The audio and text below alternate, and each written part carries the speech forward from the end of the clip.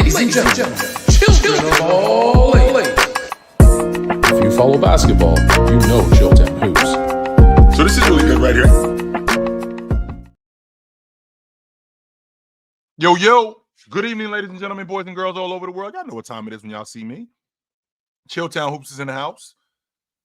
2025 is officially in effect. And I think it's going to be a great year. A third of the NBA season is already over with. We've had some interesting basketball up until this point. We've had some teams that have been good. We've had some teams that have improved and gotten a lot better. We've had some teams that have gone this way. And we know why those teams have done that. We 100% know why these teams have done that. So what I want to do is I want to discuss at this point, like who is the league MVP up until this point of the season? Number one, not only who is the league MVP, who are the candidates for league MVP? And what I don't want to do, guys, is I am not a fan and I'm not an advocate of teams not winning. So I want to make sure that I preface that right from the beginning. I care about that stuff. I care about winning. Yes, I do. So when I say I care about winning, guys like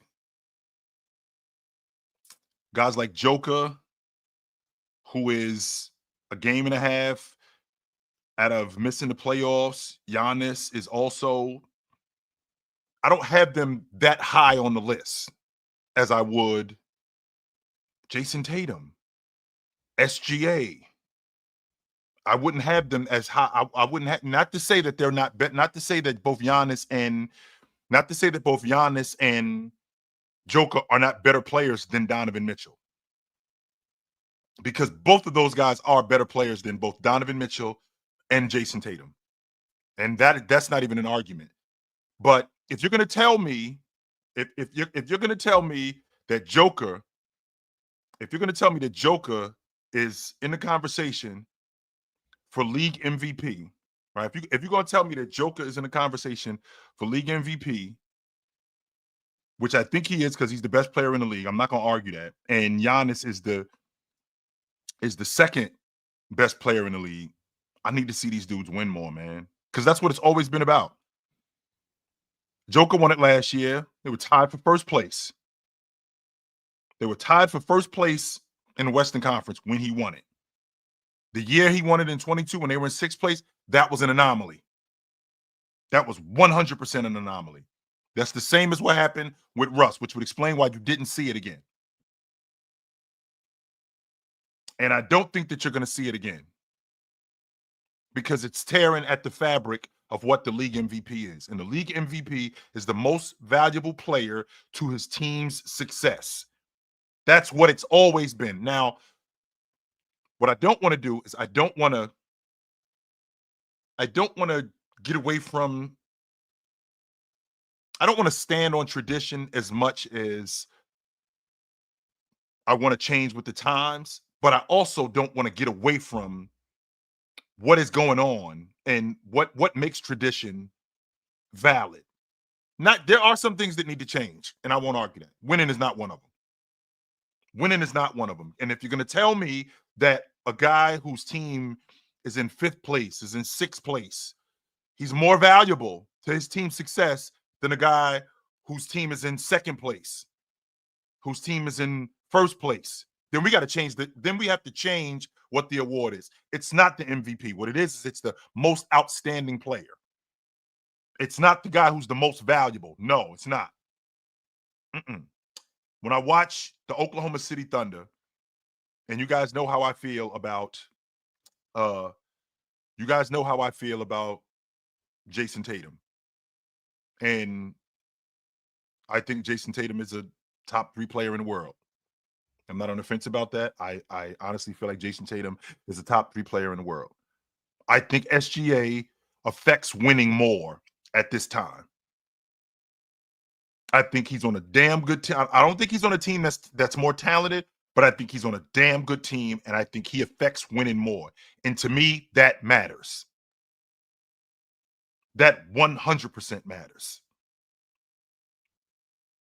So if I'm being consistent in my logic and I care about winning, and I care about how you're doing it while your team is winning, I care about what you're doing when your team is winning, and I'm staying consistent with that.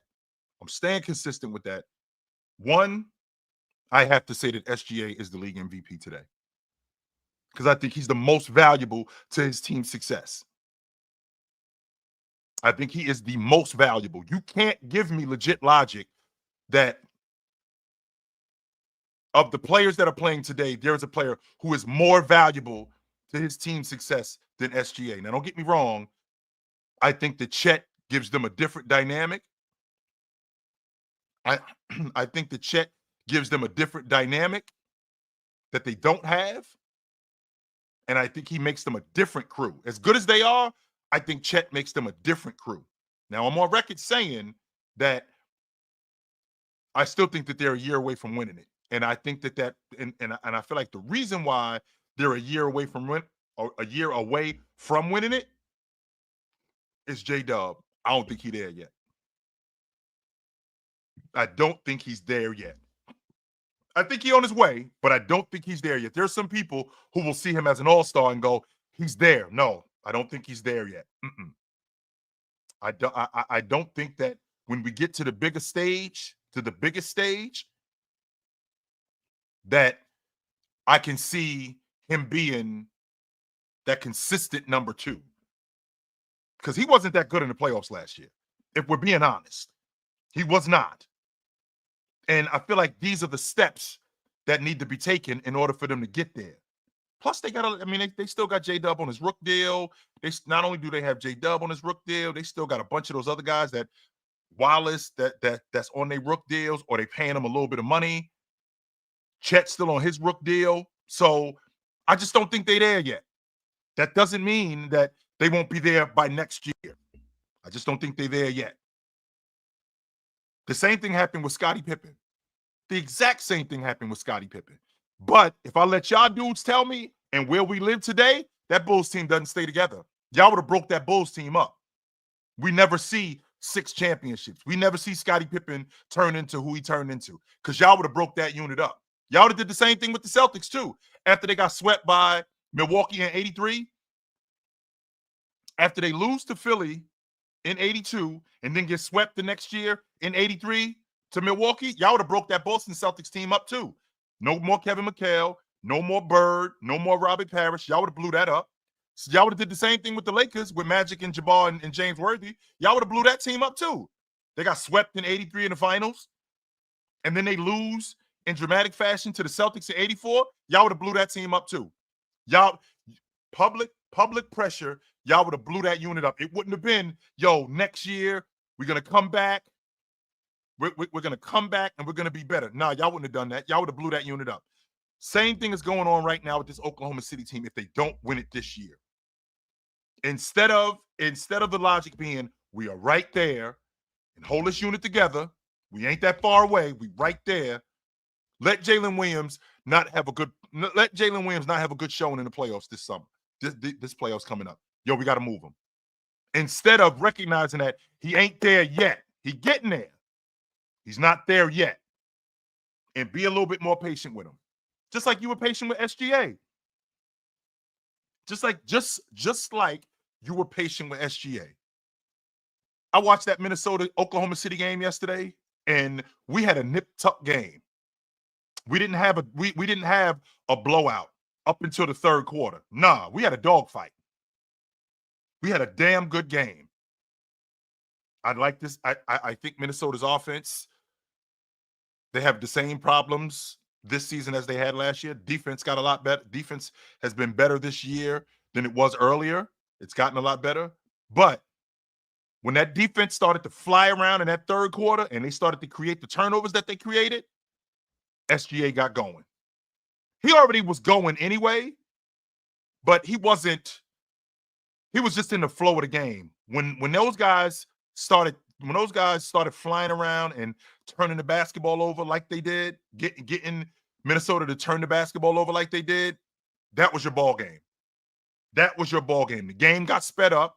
SGA got out in open space, and he just got rolling from that point. And once he got rolling, they got rolling. And this is what I'm talking about when I talk about a guy affecting winning. It wasn't just at the long ball line. I mean, they I think it was 10 turnovers. 10 turnovers they created in the third quarter alone. 10 turnovers in the third quarter alone they created, and they opened up the game, which was a big deal for Oklahoma City. That was a huge deal for them. Huge deal. And the more I watch Anthony Edwards, I'm on record saying it. I think that he's going to be the league MVP one day.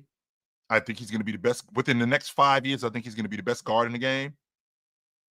He's still got a lot of work to do. He does. And I know how you guys felt about him last year and coming into this season, him stretching the defense, but he ain't there yet. SGA is there though. That's why I had a problem when I heard people when I heard these guys telling me that SGA is playing out of his mind. No, he isn't playing out of his mind. This is who he is. This is who he is. This is SGA. Don't forget, it's not like SGA is in year 3 or year 4. No, he's a year behind Jason Tatum. He's in year 7. I think he's 25. Now, I think he's 25 years old, going on 26. Yes, 100%. So, because of that, what up? What up? What up, Miami? How you doing, brother? With that being said, we're approaching peak SGA, just like we're in peak Joker, just like we're in peak Giannis. So, how many peak seasons am I going to get out of SGA? I've always felt like a guy in the league. I'm probably going to get from, depending on how old he is, I'm probably going to get 4, maybe 5 peak seasons. That's it. When I'm talking about the greats, I'm probably going to get 4, maybe 5 peak seasons out of him. And I feel like with SGA, I feel like that's where I'm at with him right now. I'm entering peak SGA. I'm already up to my neck in peak Joker.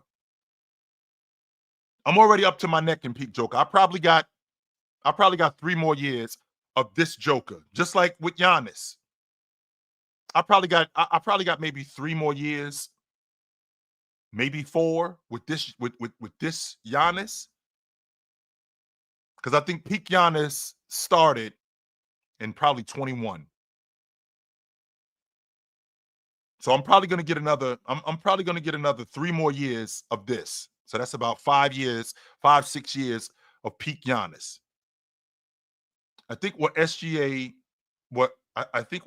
is doing, how he plays in the mid-range, how he doesn't allow guys to speed him up or slow him down, the quote-unquote foul baiting that you guys have a problem with, I mean, that's part of the game. If I get you in the air and I can get you to foul me and I can get you off the floor, that's smart basketball. Because when I get your lesser defender on me, I can go after him. Because if you notice, as good as SGA was dealing with Jaden McDaniels, he was even better when DiVincenzo switched onto him. That's a lesser defender. That's a much lesser defender. And with having him deal with him, I can go at him even more. I don't have to expend all my energy like I would having to deal with a longer, a rangier defender in Jaden McDaniels. Well, I think that's the brilliance of SGA. And I keep hearing people saying stuff like, I never seen anything like this, or they immediately want to tell me that, it's Jordan-esque. Okay, let's get to the bottom of something right now from you guys. This is what I want. I want to kill this logic right now. He is nothing like Bryant. He is nothing like Jordan. He doesn't play above the rim. That's not his game. I will not say SGA in Kobe-esque or Jordan-esque in any of that way. He's nothing like those guys. He's not the athlete that those guys are. He doesn't play above the rim like those guys do. He doesn't defend like those guys do. He does nothing like those guys. Who he reminds me of the most when I watch him. And I said this 2 years ago. And I still stand on it. He reminds me a lot of Steve Smith. Because that's who what he does, a lot of that stuff Steve Smith did, playing in the mid-range. Just Steve wasn't as nice with the peel as he wasn't as nice with the ball as he is. Steve wasn't as crafty, but Steve was crafty like him. Those two guys aren't that far apart in height. So when I watch him, he reminds me a lot of Steve Smith, just a better version of that. And I mean, and when people hear that, I think it's interesting when people hear saying stuff like, you know, when I watch Anthony Edwards, he reminds me of Mitch Richmond. When I see SGA, he reminds me of Steve Smith. When I say that stuff, and people hear it, they think that I think he's Steve Smith. No. Have you ever seen a woman who reminds you of another woman? You don't think that she is that woman, but when you see her, she reminds me of Sharon. She reminds me of Amanda. She's not Amanda, but she kind of reminds me of her. When I watch SGA, he reminds me a lot of Steve Smith. When I watch him. And I mean, Steve Smith was a baller. Steve Smith wasn't a good player. Steve Smith was a baller. So imagine Steve Smith with a nicer handle. Imagine Steve Smith with a better mid-range. Imagine Steve Smith being able to get downhill like he got downhill. So again, I'm not saying that SGA is Steve Smith. What I'm saying is that's who he reminds me of. Some of the features are similar. Now, I think SGA is a better player than Steve Smith. I won't argue that. I won't say that Steve Smith, that SGA isn't a better. I won't say that, because he's definitely a better player than Steve Smith in my estimation. But when I watched him, even early on when he was developing, that's who he reminded me of. He reminds me a lot of Steve Smith. That's who I see a lot. So with that being said, right? With that being said, with him being the league MVP, with SGA being the league MVP, that really wouldn't bother me. And the reason why, and the reason why it wouldn't bother me is because I feel like it's warranted. I feel like it's valid. What he does for that crew, I think he's averaging 37 a game over his last 5 games. And they're winning. That's the most important thing to me, guys. I've said this to you more than once, more than twice, and I stand on it. I said it to you more than once, more than twice. When I think about the league MVP, I care about winning. I care about that stuff. As good as you are, as good as you are, if winning isn't attached to it, I can't get behind it. I can't. And the reason why I can't get behind it is because of what the title is. It's MVP. It's the most valuable player to your team's success. Now, the best player in the league has won the league MVP before. So it's attached to the best player in the game. That's part of it. Right? That's part of it. But if you're going off, if you're going off the guy who is just playing the best, if that's what you're doing, right? If that's what you're doing, then we got to change the word. We have to change the wording. It can't be MVP. It's got to be most outstanding. In the NFL, they got a criteria. It's the best player on the best team. It's a quarterback award, right? It's a quarterback award, but I feel like it's the best player on the best team. In baseball, it's just the best player. We don't care what division you in. We don't care what your team is doing. In the American League, if the Anaheim Angels are in 3rd place in the AL West and Mike Trout is doing what he's doing, Mike Trout is the league MVP. We don't care about that. We don't care. I watched Alex Rodriguez win the league MVP, and he was in Texas, and they was at the bottom of the league. They were garbage. In pro basketball, I feel like the criteria changes, but the one thing that doesn't change, even though we've had exceptions, the one thing that doesn't change is winning. And I care about that. I 100% care about that. So, since we're on the subject of winning, tell you who's not winning, and that's Charlotte in Chicago. I did what you guys told me to do. I did. You guys told me, OG, get with the times. It is not the 1900s anymore. The big man is gone. Even though he's not, he's just gotten updated. Let's be clear about that. The big man is not gone. He's just gotten updated. I've given you examples like Windows 98. That software, bring it into 2024, bring it into 2025, it's obsolete. But what you can do is you can take that software from 1998 and you can update it. And that's what the big man is. He just got updated. Right? He just got updated. And I got a super chat I got to read really quickly. This is from Teddy Hart. Teddy Hart says, blame the NBA for never officially defining the MVP awards and the biased voters for changing the criteria over the eras. With that said, it's SGA, chill. I think it's SGA, Teddy. I won't argue that. I 100% believe it's SGA. Now, for a long time, Teddy, we did have a criteria. The big man won the league MVP. I believe when it came out. What up, 305? How you doing, brother? When the award came out in 1955, from 1955 to 1996, I think we had in those 40 years, we had 26 league MVPs handed out to big men. That's what the league was built around. It was built around the big man. The big man was the best player in the game. As good as Doc was, he was never as good as Jabbar. Never. As good as Bob Cousy was, he wasn't as good. He wasn't as good as Chamberlain. He wasn't as good as Russell. He just wasn't. As good as he was. He wasn't as good as Bob Pettit. He wasn't. So we had some sort of criteria. This is what the league is. It's a big man league. That's why the 3-point line was implemented, because you were able to give smaller players an advantage, which, I mean, I could get with that. But I mean, I did what you guys said, right? I did what you guys said, and I got with the times. Right? I'm more tuned in with the long ball. I'm understanding what the game is today. I'm watching a lot more basketball. It doesn't mean I love it, but I'm getting more involved in it over the years. And I'm understanding what this whole thing is about.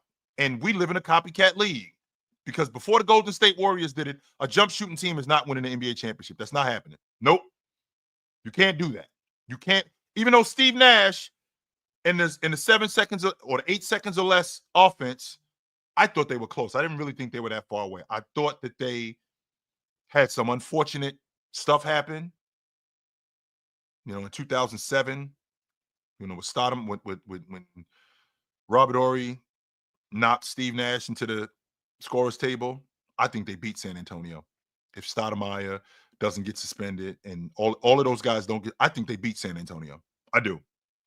And I think they go on to the NBA Finals. And I think they beat Cleveland. Yes. They had some unfortunate stuff happen, but they were a jump shooting team. So then we move from them, who they didn't get it done, but it was already going on. It was already going on. Then you add in the Golden State Warriors with both Steph Curry and Klay Thompson, who management saw him and they looked at Monte Ellis, who was 26 a game, and they looked at Monte Ellis and they said, "You're not it. These two guys are the future of basketball. not you. We're moving forward with these two guys. We're going to move off of you. That's not to discredit your game, because I think you're fantastic. But these two guys, this is the future of basketball. And they were right. Because turns out it was. Because now what we have is we got guys like KD. We got James now going, I got to shoot the long ball.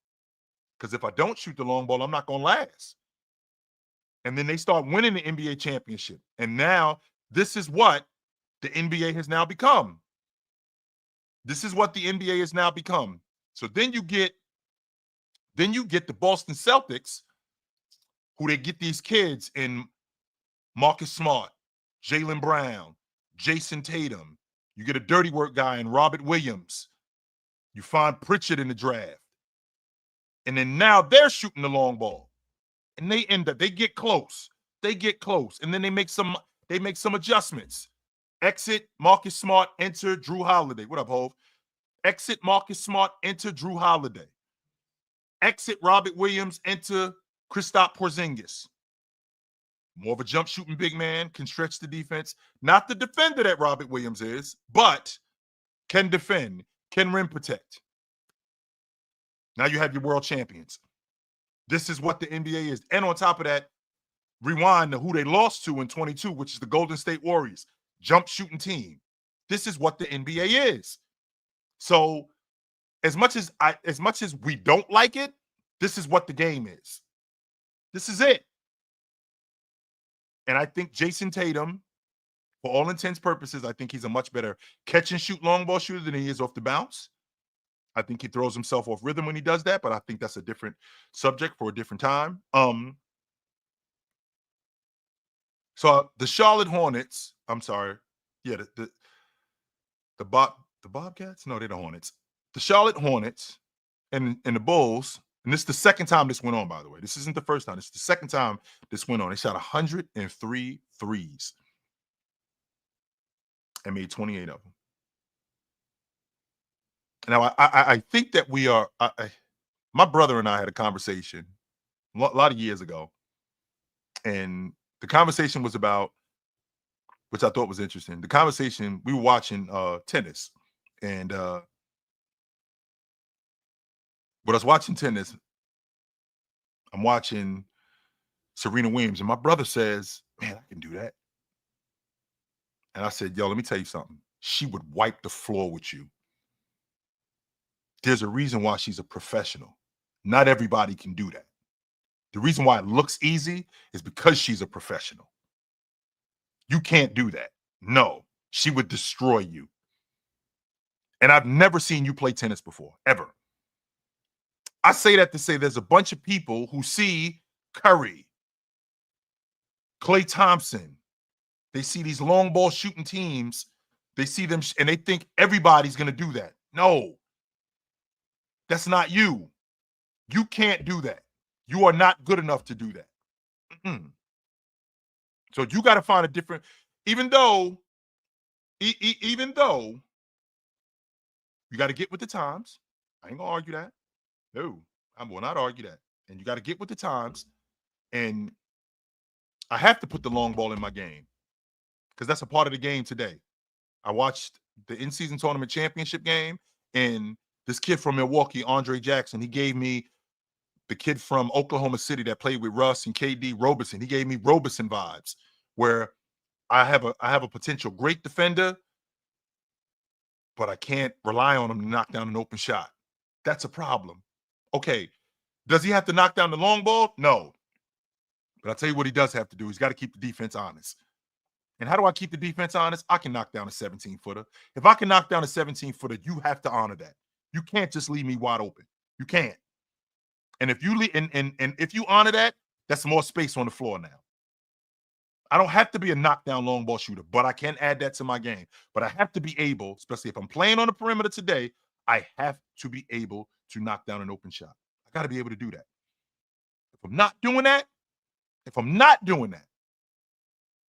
then there's no reason for me to be out here. And my team will get, right? My team will get exploited. 100% they will. I got to answer this really quickly. This is From Teddy Hart, he says, Jason Tatum, Paul Pierce, and Larry Bird play a game of 21. Who wins? Bird. That's who I think wins. I think Larry Bird wins. I just think Bird is better. So with the Charlotte Hornets and the Chicago Bulls cracking 101 threes, that's coaching. Because there's more than one way to win, man. It is. It has to be more than one way to win. Because if you don't think, if you think that we only have to shoot the long ball, if you think that we only have to shoot the long ball in order to win, that's the only thing we can do to win, then you're not doing any coaching. None whatsoever. There's no way that you're coaching on any level if you think if we don't do this and this only, we're not winning. There's no way you think that as a coach. Because if you did, you would find other ways to win. I'm watching Minnesota and Oklahoma City last night. I'm watching DiVincenzo drive to the paint and then kick the ball out to the long ball line and then stand. Nobody's diving to the basket. Nobody's cutting to the basket. Nobody's setting and slipping to the rim. Nobody's doing any of that stuff. Nobody. All they're doing is throw the ball after I drive to the lane. I throw the ball to the wing, and then I stand. Or I'll get out the way and I'll let Julius Randle go to work. Or I'll let Anthony Edwards go to work. Or Mike Conley. I don't let any of these guys. We don't have any sort of offense in terms of fluidity. None whatsoever. Zero. And the same thing happens with Charlotte and the Chicago Bulls. The same thing happened. I think Josh Giddey went 1 for 8, 1 for 9 on a long ball. I think that's such lazy offense. And I'm not saying that you have to be innovative, because I don't think that this is that hard. When you get better players at that level, right? When you get better players at that level, and I play with better players, the game does become simpler. With that being said, I can come up with ways, and I don't have to be innovative. No, I don't. I don't have to be innovative, but I can get guys to cut to the basket more. I can get guys to dive to the rim more, because that space next to the rim is wide open. And in the words of the great Kareem Abdul-Jabbar, I got a better chance of scoring if I get closer to the rim. I just do. I got a better chance of scoring if I get closer to the rim. If I'm standing 22, 24 feet away from the basket and all of this space is open 3 feet, 4 feet, 5 feet away from the basket, if that's going on, I should probably get closer to the basket. And I can do that. But I feel like these teams today, right? I feel like these teams today, they've bought into, this is the only way to win. If you don't shoot the long ball, you can't win. And then what it does is it breeds bad basketball from teams who can't do that. Like the Hornets, like the Bulls. Bad teams or teams that aren't that good. I'm not going to say a bad team, because I think Charlotte is bad. I don't think the Bulls are that bad. I think they're a middle of the road team. But when you have teams like that shoot the basketball like that, and this isn't an anomaly neither. We just shoot bad against Charlotte. No, that's not the case at all. What it is these teams get wrapped up in what everybody else is doing. Not even everybody else. They get wrapped up in what the champ is doing. We don't have the personnel, right? We don't have the personnel to do what the Boston Celtics do. We don't have the personnel for that. We don't. We have to find other ways to score. We have to find other ways to win, because that's not going to work. That's not to say that we got to completely eliminate the long ball. No, I ain't saying that. I'm not saying that at all. What I am saying is that there's other ways to skin a cat, and this one ain't it, because we're not good enough to do that.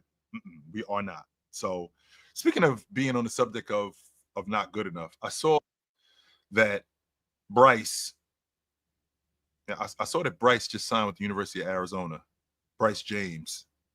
And I thought that was really interesting that he ends up signing with the University of Arizona. And I'm a little bit older. And the reason why I say I'm a little bit older is because I remember, I mean, the University of Arizona, that's a big time program. That is a major program. When I think about programs on the West Coast, UCLA, University of Utah, Arizona. Yes, Arizona is a major program. Is Bryce James a major Division I player? That's the $1 million question that needs to be answered. Now, can he turn into a major Division I player? Because there's plenty of guys who showed early and they were raw and they were trying to figure it out, but that thing was there. That thing was there. The question is he, right? Is he that guy? Not necessarily that guy. Let me rephrase that. Does he have that thing in order to excel at that level? Is he an athlete? Does he have the skill level? Is he smart enough? That's the $1 million question. So I thought it was interesting when I saw that. But I want to hear from you guys. I do. I want to hear from you guys. I think the league MVP this season is SGA. I think we live in a copycat league, and I don't think everybody who's trying to adapt to it, right? I don't think everybody who's trying to adapt to it should be. And I think Bryce James, I don't think it would have been a bad thing for him to play in the West Coast Conference. I don't know if you know this, but J-Dub went to Santa Clara. It's in the West Coast Conference. Gonzaga is in the West Coast Conference. That's a good league. Loyola Marymount is in the West Coast Conference. University of San Diego. These are good schools in the West Coast Conference. In the Mountain West Conference, San Diego State, that's a damn good league. Fresno State, that's a good league. Maybe he's a mid-major Division I player. And I don't think there's anything wrong with that. I don't think that there's anything wrong with that whatsoever. I don't. But I want to hear what you guys have to say. What up? Hey, what up, Chill? What up, Chill? Is the mic all good? Yeah, man. Look, I'm with you on Shay. We've been on the OKC for a while. I've been on the OKC trade for a long time, Chill. What this guy is doing right now is insane. The way he impacts winning, his two-way player ability, his craftiness at the basket, the way he puts defenders out of rhythm, puts them constantly guessing. I just think when you look at the fact that the Thunder are on record to win over 70 games, and you just look at the way he's playing right now, I think he's averaging 36 points per game. His last 12 games, Chill. I don't think there are any players who are, if he ends up leading the league in scoring, Chill, I think you got to give him the MVP. And if he wins over 70 games, it has to be unanimous, man. I don't see anyone else getting close if this continues. Now, I don't know if it's going to continue, but the one thing I do know is they're doing this without Chet, right? They're 12 wins in a row without Chet. If they keep this going, they're going to have some interesting conversations at the end of the year, Chill, for sure. On the copycat comment, I agree with you. Everyone's just copying. They've seen what Boston does, and they're trying to copy that model. But the problem is, I'll talk about the Bulls, right? Because I follow that team, right? We had DeMar last year, and we saw a different type of basketball being played. The problem is the maths problem, right? Even if you want to try play a different style, you then have to have the personnel to counteract this style. And what I mean by that is, no matter what different style you try, whether you want to be a mid-range team, whether you want to be a team that attacks the basket, whether you want to be a team that gets a lot of free throws, 3 is always going to be more than 2. So it just means that the long ball is always going to be prioritized in these teams. That's why 3s are higher than they've ever been before. Pace is higher than it's ever been before. I think the offensive rating, I think the Sacramento Kings 2 years ago had the best offensive rating in NBA history, right? They would be 6th in the league right now with that offensive rating. So we've broken that offensive rating 5 times already, right? So the league is just all about scoring and offense. And until we see, I won't argue that. That part I won't argue. I will not argue that it's. We got a lot of good coaches too, but you do have the personnel to counter that. I mean, I watched the Detroit Pistons hear that they're going to get swept by the Lakers because they didn't have the personnel to deal with the Lakers offensively. They didn't. They ain't have Shaq. They ain't have Bryant. They didn't have Malone. Right? They didn't have Rick. They didn't have the personnel to deal with those guys. But you know what we do have? We got the personnel to defend. We do that.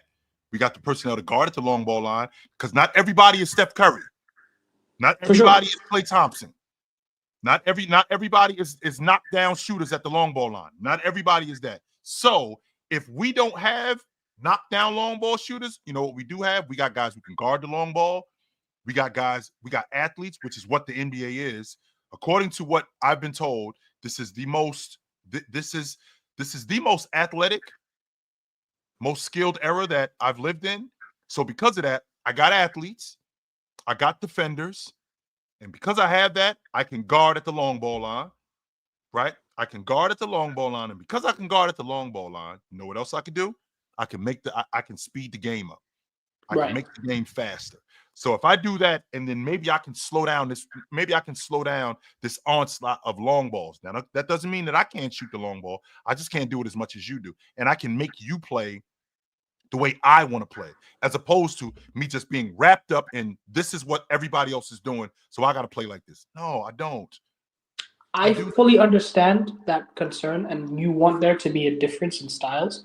Right. And I think you can see differences in terms of specific teams. Like the Thunder shoot the long ball, but they do take a lot of mid-range as well. You got J-Dub, you got SGA, you got players who like to operate in those ways. But if you're a casual fan, Chill, like we are gonna watch the NBA regardless, no matter what the product is. The NBA is not concerned about us; they're concerned about the casual fans. Yeah, who are trying to watch the NFL, watching MLB, they're watching Shohei Ohtani, they're watching Mookie Betts, right?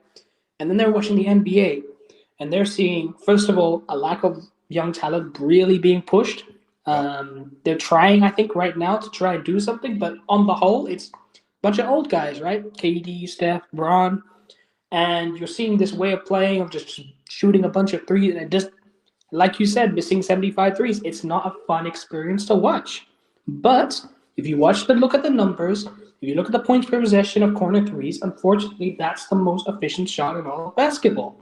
So, how do you change that? The only thing I think can change that is you got to see the corner three removed. I just think it's too strong of a shot.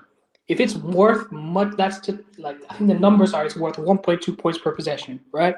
A corner 3-point shot is the most valuable shot in all of basketball, right? Well, Adrian, how many people are taking corner threes, though? How many people? How many people are taking corner threes? So I don't know the number on the top of my head, but think about that stuff too. That stuff matters.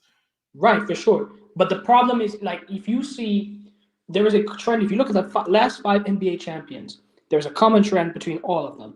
Right. They all lead the NBA in 3-point percentage from the corner and corner at 3-point attempts. The teams who can scheme up the most open corner threes and make them usually have a good chance of winning the championship, right? When you have played, and you don't even have to have a Steph Curry. If you have a Derek White, right, he can shoot 17 threes in a game.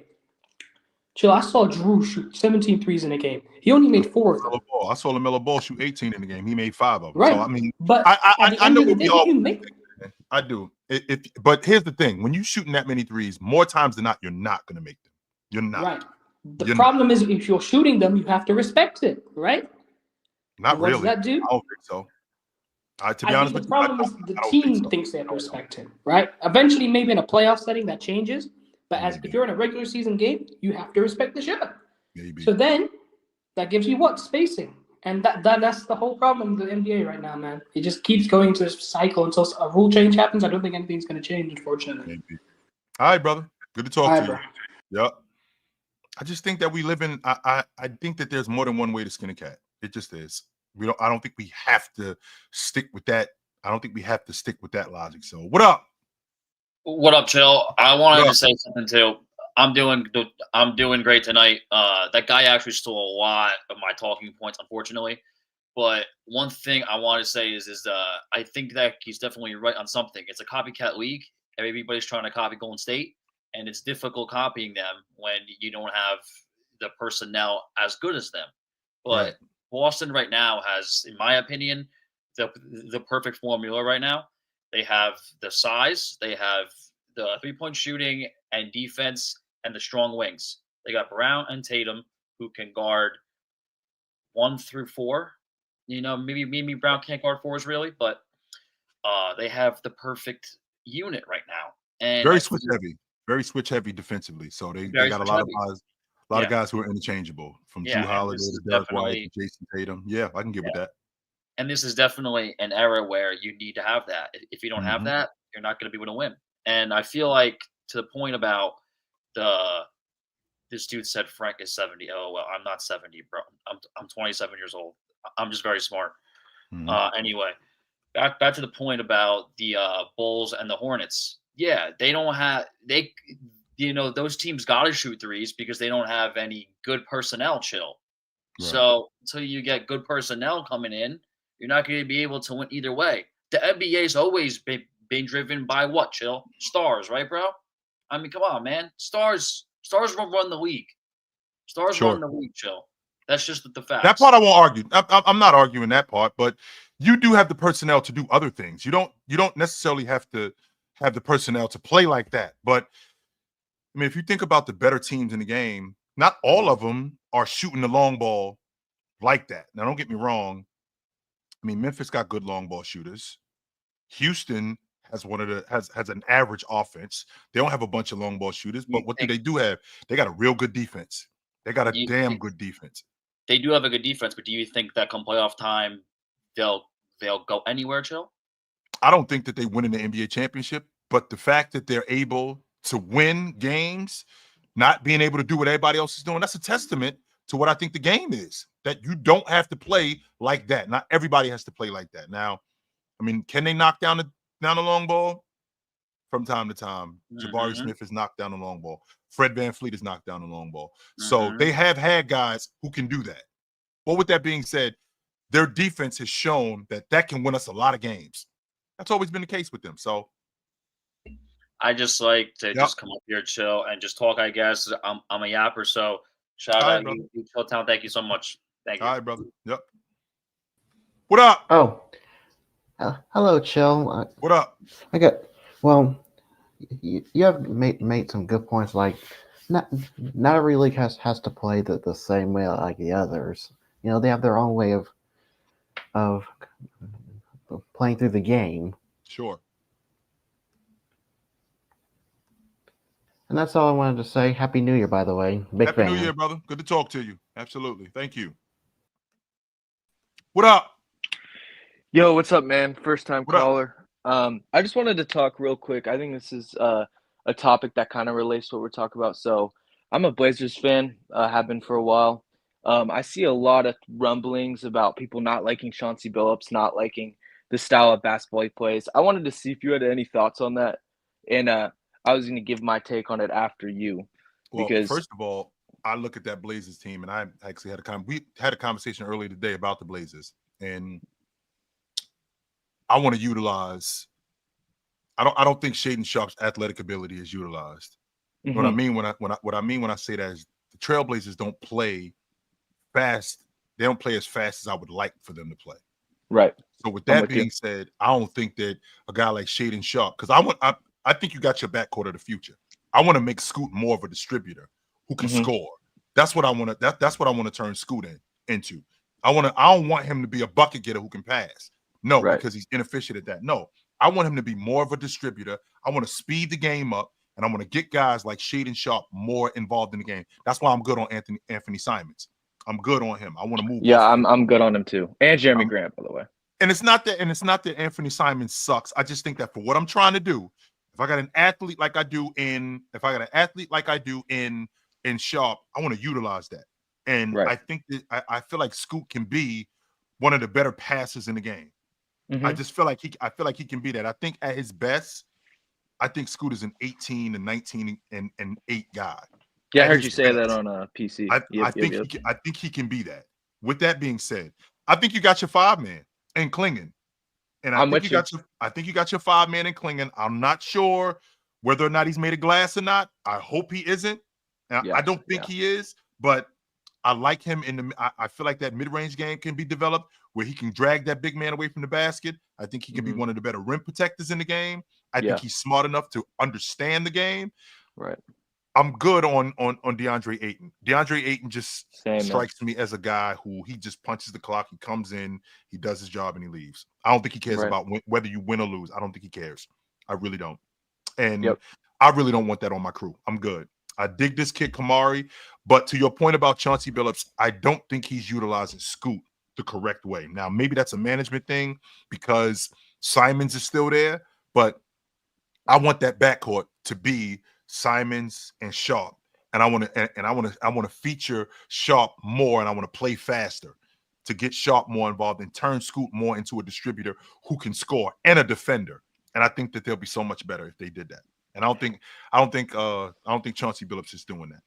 Right. And I think you go back in the Dame era, especially at the end of it, we're trying to run 3-guard lineups. You did the same thing when you drafted Scoot. You had Anthony in the wing. I don't think that they were planning on trading him when they drafted Scoot. So it creates kind of this backhold where now you're trying to me, the 3-guard lineups just aren't going to work if they're not good defenders. Anthony Simons is not a good defender. Shadon maybe has some potential, but he's not there yet. And then Scoot's still young. I think the one thing that Scoot has is that not off the dribble, but his ball handling is very good and he's smart. The shot selection definitely needs work. But to me, I just think people like to nitpick coaching, especially in an organization where there hasn't been a lot of success. And I did the same thing with Terry Stotts. But I think now when I look at it, you look at every top 10 coach in the history of the game that's considered top 10, they've all had excellent talent around him. I mean, Phil Jackson, I'm not going to sit here and say that Phil Jackson, he's a great coach. But when he got to the Lakers, when he got to the Bulls, he had talent. What he You're not winning in the league if you got just okay players. You're not. Exactly. Right. Not. And like, and don't let nobody tell you that neither. You're not. Right. It's a players league. And like, you look at what he did with Jordan. What he did was make Jordan rely on other players when he's getting double and triple teamed. That's what got them over the top. Yeah. And I think, I just think after looking, because I hated the way that Stotts ran the team, I just thought, he wasn't utilizing players to his best ability. But when I look back at it now, I don't think the front office did enough. And I think front office is very important. If you don't have a plan and you can't develop guys or get guys that can be developed, I mean, it's tough. So that's all I want to say. Yeah. Or I actually talk to you, brother. Yeah. I think losing LaMarcus Aldridge was a big deal too, because I loved him with both Dame and CJ. I thought that they were on their way to doing something special. I did. Yep. So, I'm with you. All right, brother. Good to talk to you. Yeah. Yep. I thought they were on their way to doing something special. I've been to Portland a number of different times. Portland isn't a city that I'm not familiar with. I've been there a couple times, and I enjoyed my time in Portland. Portland is a great city. I don't think Portland is a good city. Portland is a great basketball city. I have a great time there, a fantastic time. And I was watching that Jazz. I was watching that Jazz Trailblazers game a couple of nights ago, and I could only get through half of it because, I mean, the brand of basketball was just so less than. And one of the main reasons why I couldn't get through it, not only because I've seen bad teams, but I'm watching the Trailblazers and I'm watching the Jazz, and I'm thinking to myself, there was a time when the road to the NBA championship went through these teams. There was a time in the NBA when if you was trying to get to the NBA finals, you had to go through Portland. You had to go through Salt Lake City to get there. I don't care what else you were doing. You had to go through Salt Lake City to get to the NBA championship. You had to go through Portland to get to the NBA championship. That was going on. And I'm thinking to myself, how far have the mighty fallen? Damn, this is where we are, where we have two of the worst teams in the league who at one point were at the top of the Western Conference. They were boss. They were boss at the top of the Western Conference with some of the best players that the NBA had ever seen. Now we find ourselves in a space where I think the Jazz have lost I think the Jazz have. I think they've lost. I mean, that's just a bad team. It is. I think they've lost 3 of their last 5. They're at the bottom of the Western Conference. I thought that they would be bad this season. The Trailblazers, not so much, because I watched them early on in the season and they didn't suck. They didn't. I just don't think they're using Scoot and Sharp right. I want to make those two guys. I want to feature those two guys as my backcourt. That's what I want to do more than anything. But I was watching this kid. I don't know if you guys know it, but when I see a guy sign at a mid-major Division I school, right? When I see a guy sign at a mid-major Division I school, when I see a guy sign at a major Division I school, my immediate response to that is, I'm probably looking at somebody who does something awesome. So for Bryce James to sign at the University of Arizona, I'm thinking to myself, there has to be something that he does that's awesome. It has to be. He can't just sign at because the University of Arizona, very much like I just got finished talking about with the Trailblazers and the Jazz, when there was a time when these two teams were king. I mean, the University of Arizona, that is a big-time Division I program. That's not a good Division I program. That is a major Division I program. And if you're playing here, if you are playing here, that tells me that there's something special with you. You're not just a good player. You're special. So I'm wondering what it is. I got a buddy of mine who's telling me that his brother is a better athlete than him. The kid that's going, Carmelo Anthony's kid that's going to Syracuse, is a better scorer. So, I mean, what about him is special? That's what I want to know. What about him is awesome? That's the thing that I want to know more than anything. What about him when they're on, not necessarily when they're on TV. Let's take that off the table. What about him makes you say, I need that on my team? Is it about the bread? Is it about his dad? You know, what about him suggests I need that on my crew? That's who I need on my team. Because if that's not the case, then what are we doing here? And I know I'm older, sure, but I just remember there was a time when there was a time when you're talking about West Coast college basketball, the university, when you talk about UCLA, you got to talk about Arizona. You have to. Because Arizona, you talk about Arizona because that was a major Division I program, and it's a major Division I program today. So why? What is it about? What is it about this kid? I'll tell you, man. I really want to see it. I got a super chat from Muhammad. He says, "Who you got winning? Rockets? Who you got winning Rockets versus the Mavs?" If Luka was playing, I would say Dallas, but because I don't know what it is about. I don't know exactly what it is about Houston, but it's like when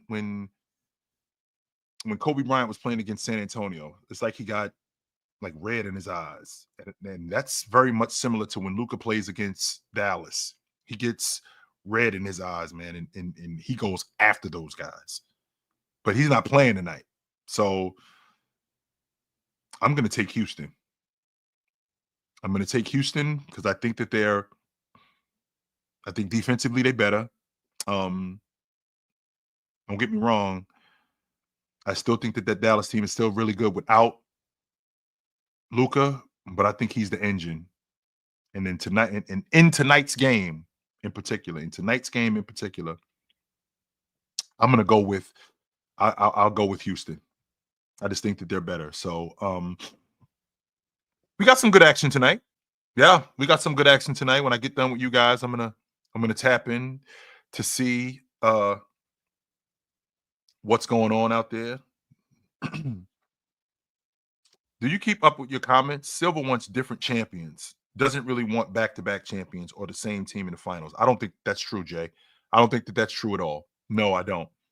I don't think that that's, and not only does Silver want that, not only does Silver want back-to-back champions, the league is better when you have a team that's dominant. How do I know that? Because you don't care when lesser teams are in the championship. You don't care. You've proven that in the past, that you don't care when the Tampa Bay Devil Rays are in the World Series. You've proven that. You don't care when there's lesser teams in the championship. You don't care.